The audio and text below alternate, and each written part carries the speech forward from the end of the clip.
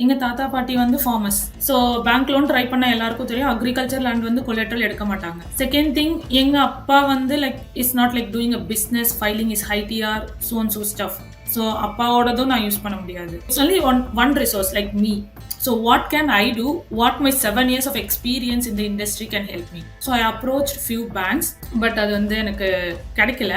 But this one I could say I'm not promoting it, but I'm telling it that there's an option that I used in particular financial institution. Then I reached ICICI Bank. They have some education loan scheme. என்கிட்ட இதெல்லாம் இல்ல, நான் என்ன பண்ணணும்னு சொல்லுங்க. அப்படிதான் நான் approach பண்ணி கேட்டேன்.